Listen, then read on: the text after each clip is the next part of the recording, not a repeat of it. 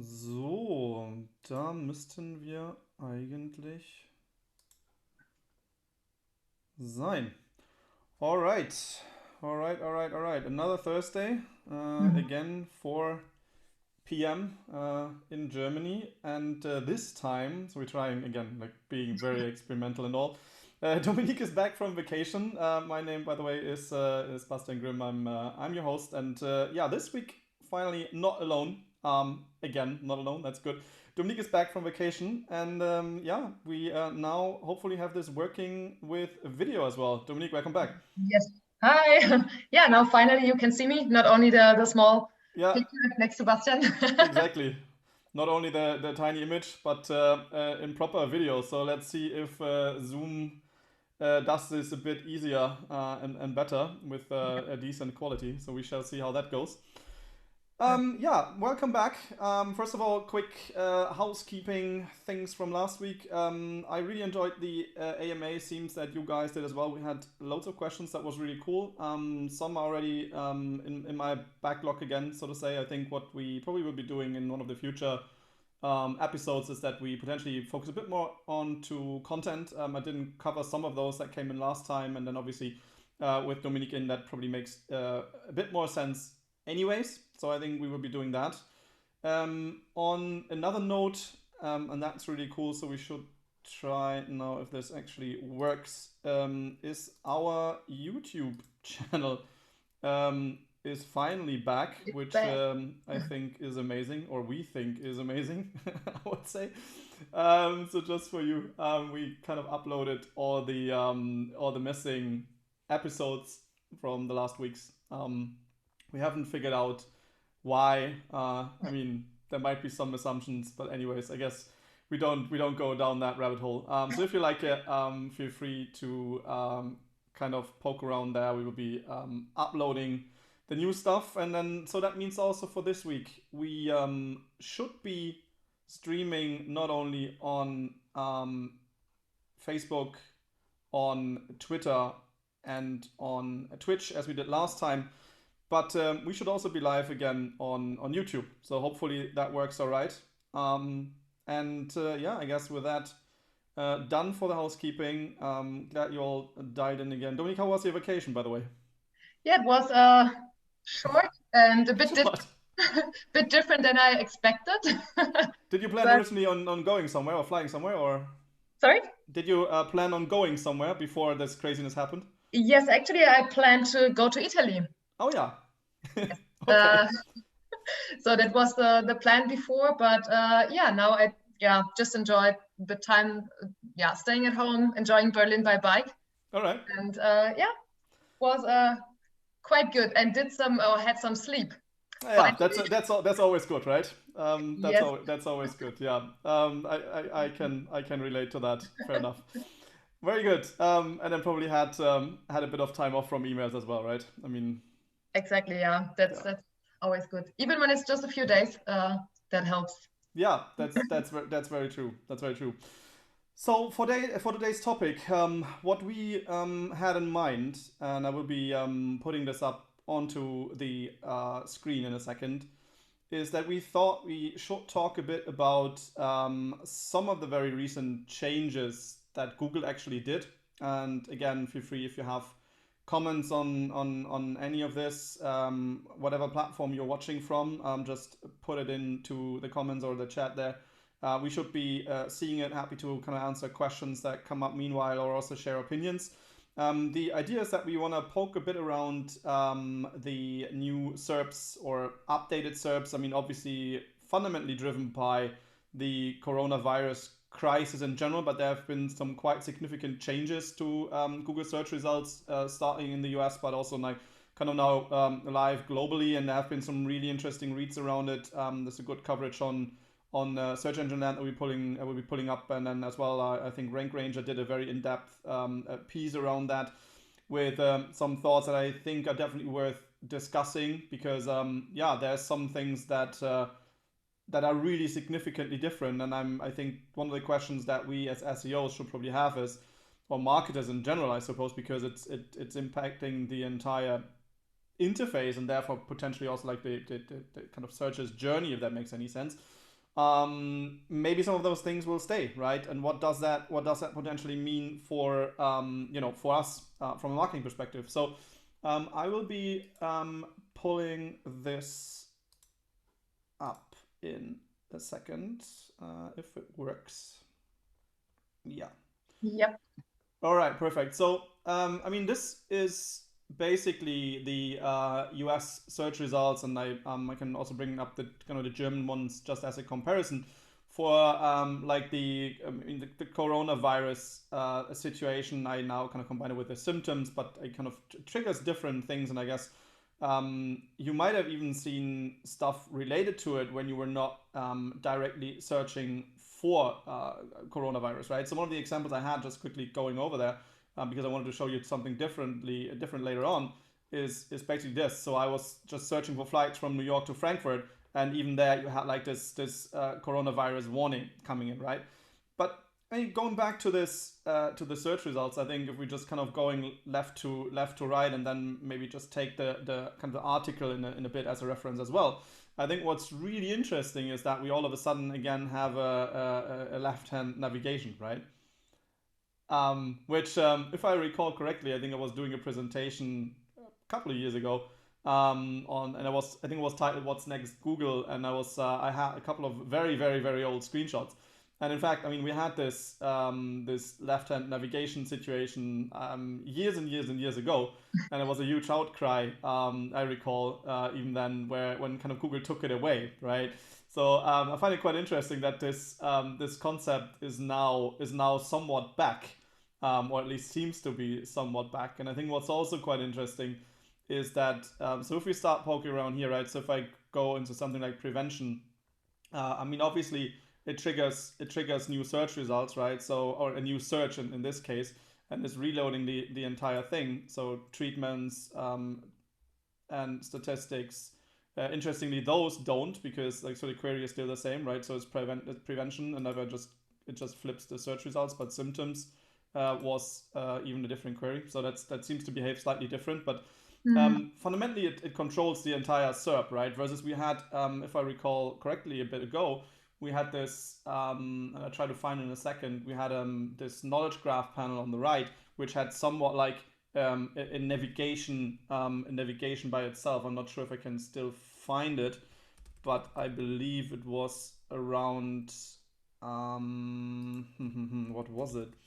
I think it was around bone fractures or something like this. I believe it was in health. No, maybe not.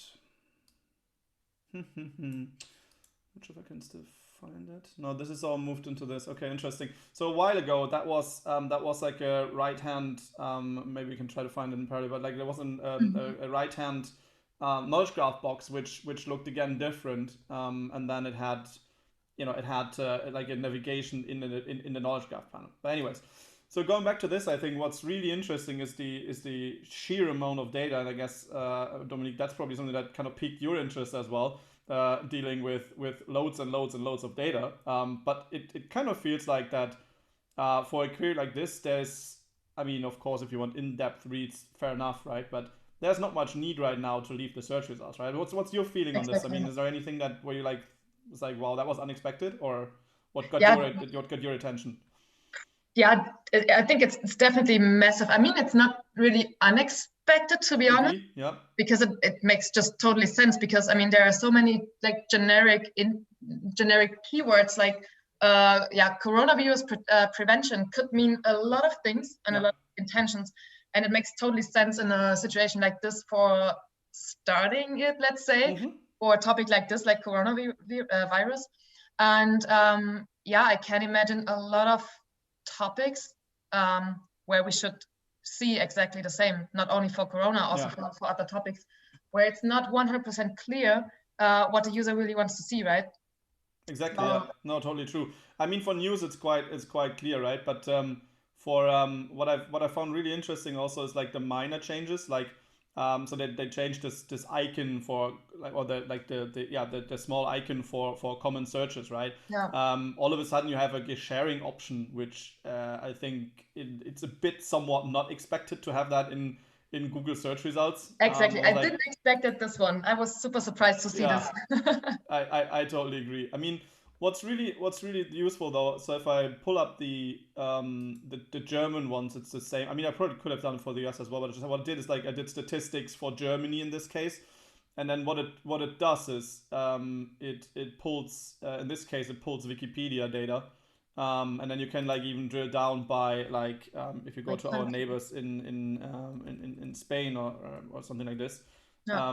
Then you can break it down again by like region and whatnot. So I think all the data, what are they basically pulling from Wikipedia, and getting that straight into the search results. Which I suppose this is like, I mean, to be honest, I haven't checked all the like the search volume changes, but I mean, I would expect like the statistics and how do these guys do versus how do we do and whatnot. I think this is like a tremendous amount of searches, right? Yeah, I'm pretty sure about that. Yeah.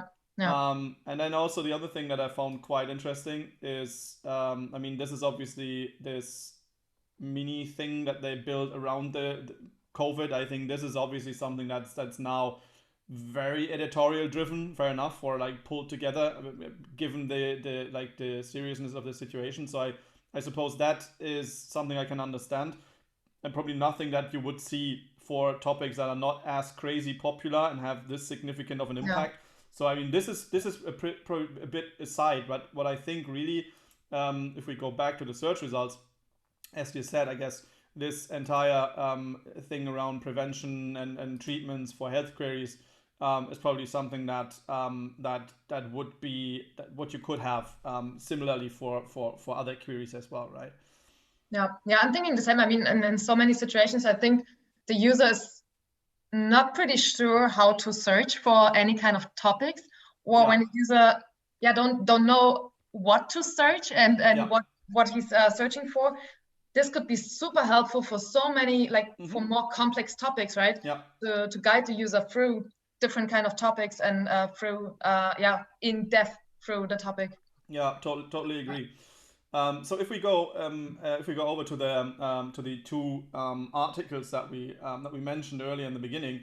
So one of the things, and this is what I've kind of already had with my flight search query, right? Is this kind of info snippet or alert, if you so will, that kind of warns you on anything that you're trying to do, which then has like somewhat an impact, or kind of like tells you, well, you potentially can't do what you want to do, even if you're searching for it, right? So I guess that's the one thing. This makes sense, right? So this is not entirely unexpected. This is probably something that's relatively easy, I would imagine, at least relatively easy to do, right? So if we go down a bit further, this one I couldn't reproduce when I was trying it again.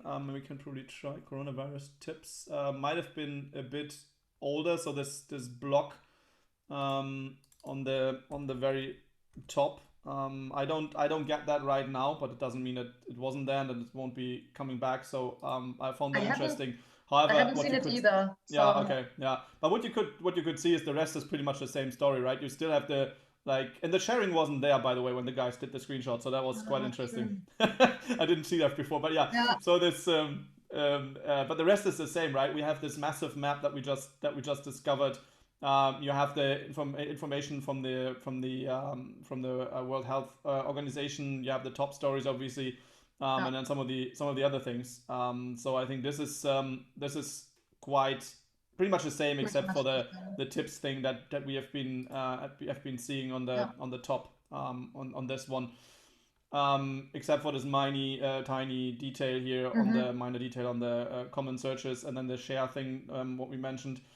So that's pretty much what you would expect, I guess. What I also found quite interesting, if we go a bit further, is and these are some of the things that I haven't kind of opened up, but I mean, the one thing that I really found interesting is the additions to the kind of schema markup, which they pushed out. So I think one of the things that even happened before, so this is something that is not schema, but this I think was already like end of March, end of March. Google going on record, and I think this is also usually quite rare, I would almost say. Well, you know, how and what to do when when your business is affected or impacted. So they kind of went through this entire thing, right? You Like know, telling you what really, to do and whatnot. I found that like that did surprise me though. I like it. I think it's a good way to do it, but it did surprise me. yeah, the same here. I was pretty much surprised because it's very clear recommendations, right? Yeah, It's yeah, never not that often seen that before. that is very true. What is good though, like I poked around a bit with the recommendations, and I think one of a couple of things that I found interesting is that so there was like, well, I mean, if you need to urgently disable it, I mean, don't do this, or you know, return a 503, which is something that we would recommend during a site migration as well, right? So as you said, like very precise recommendations, Yeah, which I think is really good, and a relatively long article. So if you haven't seen that, added with or close with an FAQ. So a really good piece by John Mueller actually, where I really enjoy that they kind of go very yeah, precise with the recommendations. I think this is really helpful. And then another thing that is in here. So that was the operating advice, and then the structured data piece. That was also quite. I think this is also really interesting because it was very quick, right? yeah. Where kind of you have now this like special announcement and the attendance mode for like virtual events and whatnot. Mm-hmm. So where they kind of go like, okay, you know, we understand the severity, and I think you mentioned it last time when we talked about events as one of the categories being affected, and that we both are somewhat skeptical on what's actually even possible this year. So I think that was a very quick turnover in regards to, well, you know, we want to make people's life easy and show them straight away if the event is going to happen, and is it going to be like a virtual event, or is it something that's maybe not maybe not happening at all anymore. So I think that's really a quick turnover, which I didn't expect. So they're doing a lot Definitely. of things here. Yeah. Yeah, definitely. And then, I mean, obviously, I think this is not really significantly our turf, but also a lot of like changes to like my business, the local listings and local search, where kind of, you know, hours of operation, I'm sure you have seen that as well. So if I would search for something like Öffnungszeiten, so opening times, and then I take something like this, maybe. Let's see if it works. Hmm? Yeah, now it's not here because it's open, but for those ones that are closed, then they also had like this, you know, these opening times can be different for when, you know, due to the corona situation. So yeah, it's a lot of different touch points where kind of like they're putting bits and pieces and Yeah. info on potential, I would say, implications. Yeah, this is the one that I meant. Yeah, temporarily closed. Let's see if there's an Yeah. example in here. Yeah, so there's like this red bar. I have seen also some that look a bit different in Europe. So yeah, quite a bit of changes there. And I think especially this one is super useful, right? Especially yeah, for like around the corner hmm, stores, or also like if you're not sure if the hairdresser is open or not, something like this. When especially in Germany now, stores are started to get open again, and you don't know, is it more about the shopping stuff and not yeah, about, I don't know, a nail studio or whatever. It's super useful, and also for like small stores which are not that into online marketing or website building or whatever. true, yeah. It's super easy to implement. So I think I this think one's this is, I would assume at least, that this is something where it also stems from in general. Like, I mean, this has nothing to do with, like, or mostly at least, nothing to do with search marketing or anything yeah, like that per se, right? yeah, It's really meant to drive or provide information at, yeah, at like very exactly. early stage, if that makes any sense. Exactly. Yeah, and it must be possible for everybody to access who's the owner of any kind of I don't know, the website or whatever. Yeah. So this one is pretty Yeah, useful. I totally agree. I think it's actually really I'm curious to see what else they're doing there, because it's interesting if you see like this, how it goes through all the parts being involved, if that makes any sense. So like I think this article points it out a bit as well. So like it started with this we just talked about it, this alert hint in the search results. Well, there might be some implications, and then it kind of really evolved into all those different areas. So I think that's really interesting. So this is the other article that we had in the beginning. So the one that that Search Engine Land, or that was published on Search Engine Land actually, which, I mean, we talked about the raw amount of data, right? I mean, the one thing that we probably didn't touch on that much, and I'm not sure what your feelings are on that, but like when I saw this, I was like, well, as you said, it's not unexpected, but also because probably we have seen it in some other industries before as well, right? So like flights, for example, or other verticals where all of a sudden, let's just say a lot of the informational stuff is being, and I know you're heavily involved in like featured snippets, because it kind of goes down to like the content work that you guys are doing. But yeah, I think it's quite interesting to see, because a lot of this stuff is now being answered straight away in the search results. Yeah, exactly. I think, this is really a special case. I mean, it was super fast to implement that, and also how it evolved during the last few weeks. Yep.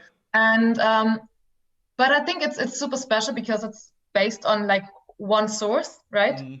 All the data. I mean, it's like massive data, a huge amount of data, and it's like updated on a hourly base. Hourly and daily. Yeah, exactly. So this is really massive, but when everything is just based on one source, which is basically it, or two, let's say Wikipedia and the World Health Organization. Yeah.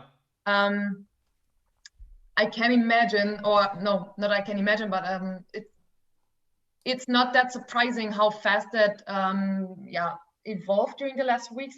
Yeah. But it's not that easy to imagine during the next months for several kind of topics. Yeah. Say, Yeah, very true. So what's your take? Maybe we can just have a quick like excursus on that. Like, what's your take on this entire situation around featured snippets in general, right? I mean, is it a good thing? Is it a bad thing? What's your, when you guys are doing content and you're doing like I would say like assessments, but also like strategies in general, is that part of a strategy? And if so, I mean, how would you approach it? Is that something, well, for every query we now want featured snippets, or is it a partial thing to do, or how would you go for this? What's your take? I mean, it's a typical question, which I cannot answer in general, but I mean, pretty much depending on the topic, right? I'm just searching for a right topic. So you not mean especially around Corona topics, right? No, I mean just generally Really speaking, right? But if you do content strategies, right, you usually build it probably around the cluster of keywords, or like the campaign is targeting like a bunch of keywords. So are you like drilling that down into different keywords? So, well, for I know those 20% that are somewhat more informational, I plan for the featured snippets. But if that's the case, then I mean that would mean you're potentially not getting the traffic, right? Or you're getting some traffic, but not all of it. So how are you going for this? Is that just something that we say, well, we just see what happens, or is it part of a strategy in general? Yeah, I mean, so it's a part of the strategy in general, because especially in content marketing, we do a lot of informational driven content. Yeah, that's what I was asking basically. So it's always part of the strategy, but really depending on how complex the topic is, right? So we build a lot of like landing pages and content hubs, which need to explain like very deep topics. Yeah. So and this is why we work with different kind of content formats, let's say. So it's one part of the strategy to work on the feature snippet when it's very a short-term question, which is easy to explain, and all the complex stuff try and explain via the body, of course, but also any kind of different formats So one thing for the infographic, then the rest for, I don't know, working with raw data, or giving any kind of, let's say, expert interviews, PDF, ebooks, whatever. So this is how we structure that, if that makes sense. So yeah. So the idea there is more like you use some of the like broader keywords to actually like kind of get people in, and but then answer the more complex stuff on the side. But actually you care more about the complex queries because they're closer to the conversion, I suppose, than the generic ones. Exactly. Yeah. Okay. That makes sense. And I guess then probably also one of the tricks I think that we've been sharing in the past is that even if you provide the answer or part of the answer in the snippet, then it still there should be a reason for that person to kind of continue on the side to the site, right? So like not give the full answer, or if you have like 5 list items, maybe then there's 7 to 10 that are happening on the site, right? Definitely. I mean, at the end of the day, the landing page, which should be able to explain the whole topic, must be more or less the same like what Google is doing now with the Corona topic. Like what you can see with the navigation, that the user comes with any kind of question. So if he wants to, I don't know, asking a question of how to implement something or where to find or whatever, to trying to touch on every kind of topics or any kind of terms in the field of one question. With different kind of formats, but also like with different kind of parts on one landing page. Exactly. Yeah. Understood. I think that makes total sense. I guess what I also find, and that's one of the things that the article talked about a bit as well. Just bring it back quickly. Is that so the author, and I think it was Morty Oberstein in this case. So one of the things that he sees is that it's also quite interesting how Google is in the search results dealing with 2 other things right now, and the one thing is kind of personalization, so to say. But then what's against, or what kind of the issue with personalization is generally Google tries to provide diverse results, right? So I think this is one of the things that has been even part of the algorithm a very, very long time. So the QDD query deserves diversity component, which as I said has been there forever. So if you in the past have been searching for something that's very broad, I think a good example, if I can think of, maybe that works right now, is it's called Löwe or Lion in this case. Why am I still in the I'm in the local, sorry. Let's see if that still works. No. Interesting. So this has been changed quite a bit, but it's the English. That makes sense. Maybe you should try with bank or bank. Yeah, all that. But I think even this is the case that I had in mind. So you have the lion, but you also have the brand, and then you have like again something around the lion. You have businesses that are somewhat called like that. So it's again the luxury brand. So it's diverse because the kind of the meaning is not really clear, right? So Google just tries to bring, and you can do the same with like abbreviations as well. So like when it's not clear what the intent is, because this could be everything or anything I'm looking for. I think that makes very much sense, and that's the same. I think when we go back to this. So if I just search for coronavirus, well, I could be looking for everything and anything. It could be tailored to me, so could be local, but also could be that I want to know what again what our friends, as you said, like traveling to Italy, what's happening in Italy, right? So it could be a lot of different things. So yeah, I think this article is really a great read on some of those things that Google did change. I'm also quite curious to see what else is coming in the future. I guess we're not really done yet with that. Yeah, I suppose there's more stuff coming. Hope so. I mean, and the other thing that I really found I think this is also what Morty mentioned here, is that like, yeah, is the menu gonna be there, or is it gonna be going away? And then also there's a bunch of like different things on additional content that they're showing. So yeah, I guess this is something to watch closely, especially in regards to what's popping over, right? So what is making its way into the SERPs for more kind of generic queries, or at least, let's say, clusters of queries, right? So I mean, this is now obviously very much health related. So I guess the health industry or health queries is probably something that we should watch a bit closer, because I think some of the concepts can be adopted quite quickly. Definitely, yes. Did you have any further thoughts on this one? Not really at the moment. All right. No, not really. Okay. I think we've pretty much touched on the core messages out of the article. Do we already have that on Corona Fight, by the way?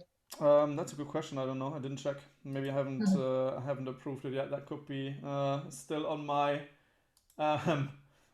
to-do list, to be very honest. So yeah, I'm lacking slightly behind. If you're so well. One thing that I also found quite interesting, by the way, because that came up last week during the AMA actually, is that I mean, Google somewhat froze, and I think some other, I mean, same for Zoom and some other companies that are just like not pushing out more features. So Google kind of froze the Chrome browser, right, to only fix things and just make very much sure that it's running stable, if you so will. So also on that perspective, I just checked again because I was curious. I mean, they pushed out the 81, so version Chrome 81 is out on desktop for a couple of days now. So I checked on the rendering situation because I was curious how that evolved, but that's still on Chrome 80. So it's not only those obvious things that are somewhat like getting either kind of labeled or whatnot, but also other things that you would normally see, like a certain speed of things happening that I think are somewhat being impacted by this entire pandemic, right? Yeah, Is there anything that you guys are currently? I mean, you had your deserved couple of days off. So what happened for you guys? I mean, I touched on one question last week on how we were responding to some of the changes in terms of content campaigns, and I kind of said that, well, we for some we changed obviously a bit the narrative and the story, but we didn't feel like jumping entirely onto the kind of Corona as a topic in itself, because that's probably for others to be discussed, right? And I don't think that's something that we should be as non-health professionals kind of discussing. I mean, if we're curating things, fair enough, but the rest, I would say, is not our turf. But like, is there any observations you can share from the last days? Any changes to the market? What's the pickup rate on stories? Is there any specific requests, commonalities that you could see that came in? Are people asking for specific formats, for specific data? Is there anything new? Not really, unfortunately. I mean, we are still on a daily basis in touch with a lot of editors and journalists, and it's pretty much the same, I would say, since like 4 or 5 weeks. That the response rate is pretty low, and it's really tough, or more tough than ever, to get coverage on any kind of content campaigns. Yeah. That's not the good part of it. We needed to audit all of our planned content campaigns, of course, which you already mentioned, because we had a lot of stuff in the pipeline in terms of travel. Yeah. Unfortunately, like travel behavior and stuff like that, we created a lot of content around that. So this is what we are doing at the moment. So auditing the rest which we had in the pipeline, and also changing maybe a bit like the way of, or the formats which we are creating. So we are getting a bit faster at the moment.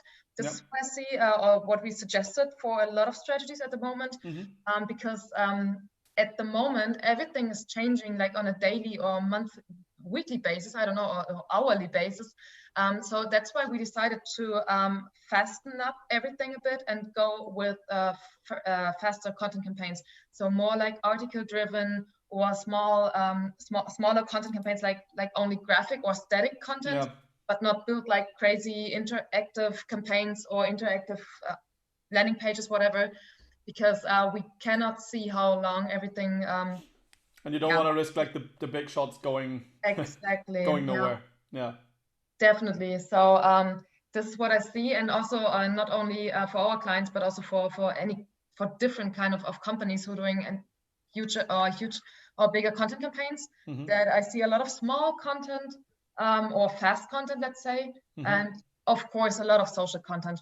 This right. is, I was gonna say, right. That's the shift that because just people spend more time on the networks with their peers, right? I think this is also one of the things that we see from some of the clients where we had to actually start helping them kind of managing the sheer amount of inquiries through social, right? So I guess from an agency perspective, I would say that's probably also something that kind of requires a pretty quick kind of adoption to what's going on right now, which I think is an interesting challenge to have. Yeah, definitely. Cool. There's one other piece that I wanted to touch on as well, since we do have a bit of time, which is great. And that is, and I put it up on the screen, is this one that our good friend Izzy Smith did, I think probably a week ago or so. Yeah. By the way, shout out guys, great conference that you were running last week. I sadly could only dial in very, very briefly, but I've seen fantastic feedback, so well done you. Also really cool, maybe for everyone who hasn't had the chance to attend, it was entirely for free. I think that was quite a cool lineup for that. But back to this piece, so kind of due to the fact that RYTE obviously has a lot of access to GSC data, what Izzy did, I think together with the team, was that they went through a bunch of domains, I think roughly 5,000 domains, mainly looked at impressions, CTR, and position data, and kind of categorized that a bit into industries. So somewhat similar to what we've seen on other pieces that we've been discussing in previous weeks. So I think one of the things, if you recall, we talked quite a bit about was a piece on paid search that the guys from WordStream did, I think 2 weeks ago. So similarly, and I think it makes totally sense to categorize, because obviously there's upticks in industries and there's downticks, or like there's decreases depending on vertical and depending on a lot of other details. So but this one is really, really worth the read, because and if you just scroll through some of the things that I wanted to share with you, is there's some interesting things where you would like, okay, why is this happening and why is it not happening? So this one not so much, but what I wanted to get to is, so yeah, this is how it basically looks like for specific industries. So like this one being Italy, travel and tourism. Well, no surprise that of course the impressions per day went significantly down. I mean, if you go back, certainly search demand or just sheer amount of searches due to the restrictions overall kind of have significantly declined. That's something that we're obviously seeing with our travel clients. And then I think it's even worse, because it's not only that, I mean, that decreases, but then for the impressions that you're getting, the intent behind the query shifted entirely as well. So it's not that they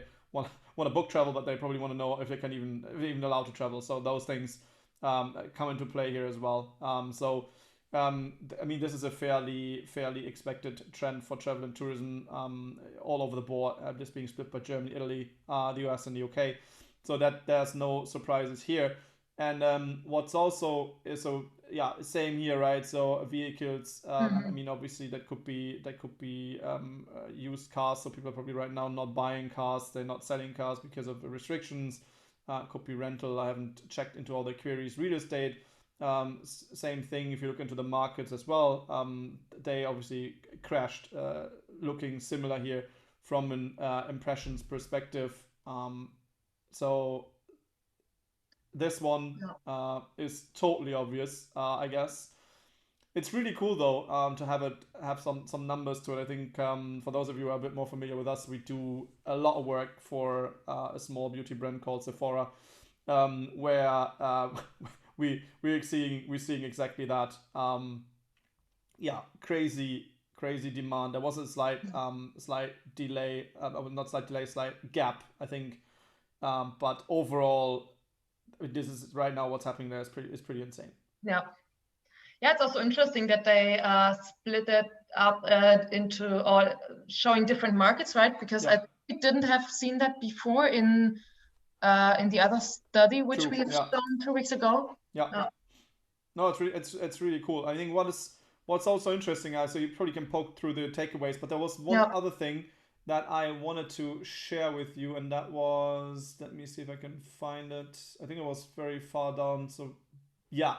The discussion, because this is really interesting. I mean, this is again for Italy, but that's the same story in pretty much all over the globe.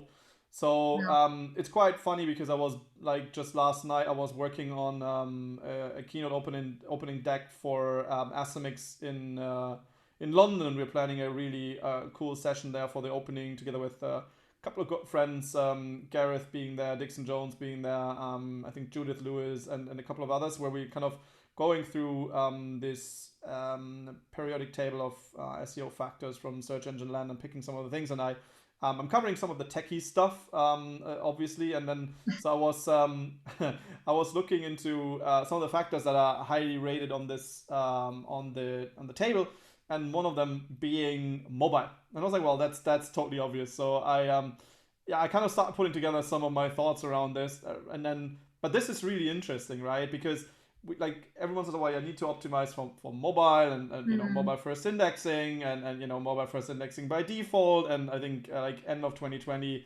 mobile first indexing for everybody and anyone. And then you look at this, right? And all of a sudden you have this crazy shift.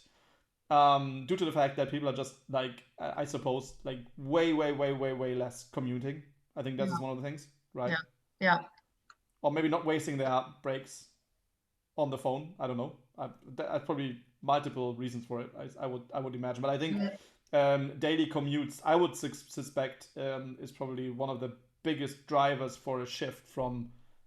I can imagine. Phone. Do you have any other ideas what it could be? Not really. No, I was bit surprised. So no, not really. But this is interesting, right? Because and this also goes back to one of the things that I was saying a lot when we talked about web performance, right? That people all of a sudden like jump on this bandwagon of just making mobile sites fast, and all of a sudden like, well, that we don't care about desktop. Maybe that's not the right idea, right? I think it's still both. So this is a graph for France. So I think whole bunch of really interesting charts in here that I would definitely recommend you guys have a look at. It's really worth a read, especially for the industries being affected. I really like that. Yeah. So, what else do we have on our today's agenda? Did we get any questions that we need to jump on? Do you have a look at the chat, because I'm just trying to pull up the. No, I think there are no questions yet. But I have a question in my mind for you. Maybe maybe you have some thoughts on that, because I was thinking about it the last days or a couple of days, because I see a lot of like malware stuff about, I don't know, Corona special offer. Oh yeah, that's insane. Yeah. Book Air for $300 now and stuff like that. So I see a lot of stuff like that. And I think at the moment, especially in terms of SEO, it's super important to build trust right now, right? Yeah. So maybe you have any thoughts on that, how to work on that? Yeah, that's a really interesting one. I agree. Like the amount or the uptick in spam, like in general, just mail spam that somewhat came in.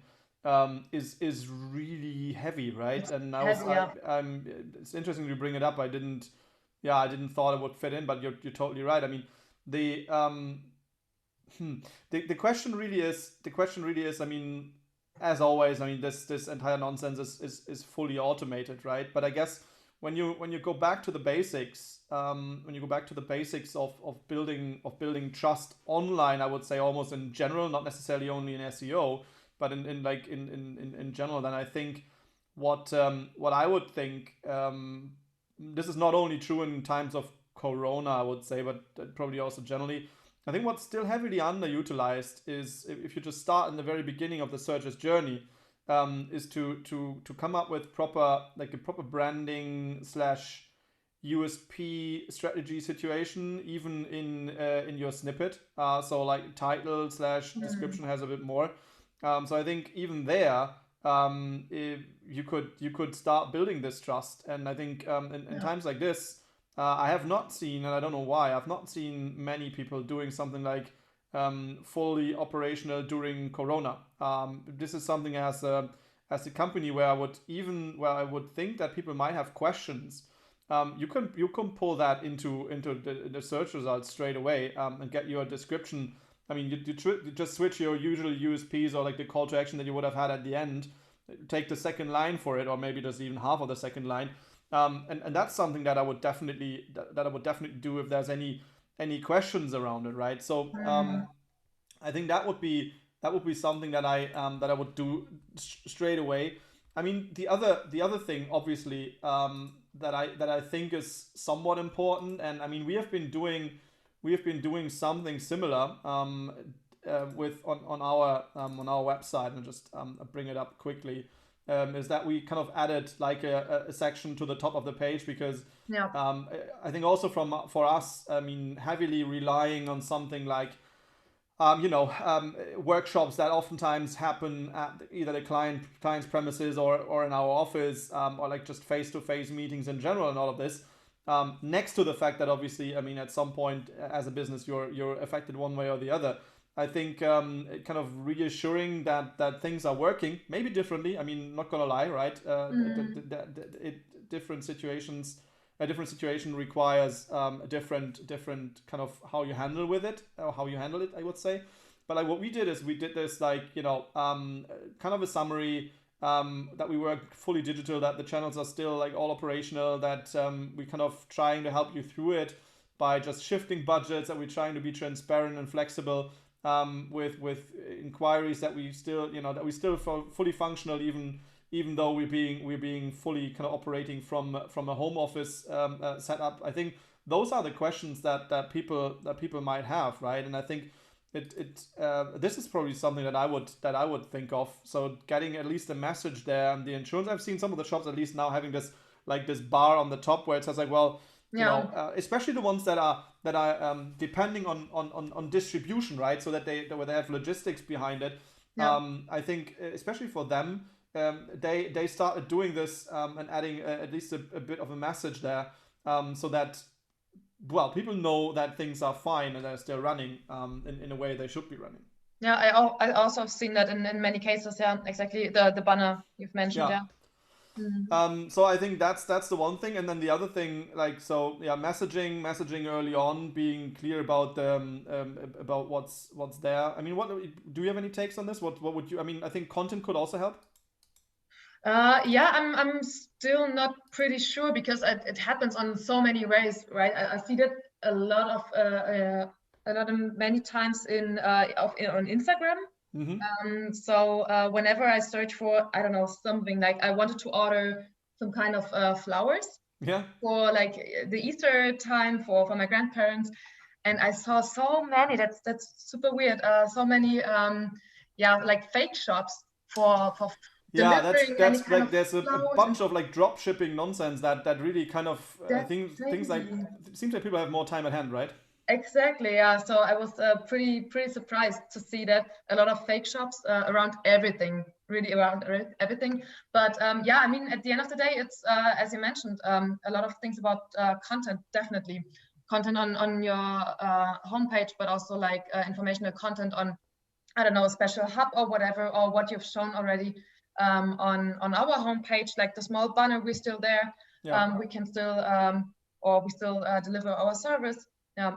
And I think what naturally happens now, obviously for a lot of the businesses, is that, I mean, due to resources, I suppose, as well. I mean, but generally, I mean, some are so in ecom you see crazy amounts of discounts being thrown out, right? Yeah. So that's quite insane. But also, like the companies that are somewhat dealing more from or with a kind of consulting situation, I think for them, there's a lot of like this. You know, you could get I don't know, like a free audit kind of a situation, Yeah, true. which I think at the end of the day also brings in an element of trust, because you can show that you're still functioning, that you're still up in like full True. operational mode, so to say. You deliver properly, and then you potentially win your clients. So I think this is also what we have been doing more in the last weeks, right? Yeah. Plus, I think, and that's the other side. I mean, that's then very business specific, but depending on your situation and like I don't know, like cash flow and other things. I mean, probably it goes also back to, and I think we had that in a very early like episode. You know, what can you offer to your clients to make it easier for them? Is it longer payment terms, or is that a pausing or decreasing contacts for a certain situation? Yeah. I think it really depends in this case. But overall, I guess as a business, more than anything, you're totally right. You're fighting for the consumer's trust right now, so that you can actually deliver or at least partially deliver. I mean, some services might not be available, shortage in resources or limitations in other areas. But I think for what's still working, I would say building those elements of trust early on in the journey, but then also probably extend it, because that's the thing that we didn't touch on. I mean, you could also use the same messaging through remarketing or a paid social or whatnot, and not only having this like, well, you know, you have been on our website kind of a thing. Here's 10% buy now, but you could change the messaging into something more like, you know, so, well, you have been there, you know, we are still here, you can trust in us, kind of a thing. I guess that's also something that I would be looking at. Yeah, makes sense. Yeah, good ideas. Yeah. Cool. Again, 53 minutes, so I suppose we call this a wrap for this week's episode. Yeah, again, thanks for joining, thanks for watching. We again be very happy if you would send us your feedback through the channels, through email, or just directly either to Dominique or myself. This is also obviously true for any topic suggestions or things that you would want us to discuss. Feel free to let us know. We're always happy to kind of, if possible, at least touch on topics where we feel that we can provide a bit of value. I think that should be first and foremost the idea. Yeah, I think for that and with that, we conclude for today. Dominique, thanks for joining. Guys, we wish you happy rest of the Thursday. I think one more day and then the week is over. So stay safe, be healthy, and we are back with another episode next week. Next week. Right, exactly. Bye-bye. Bye.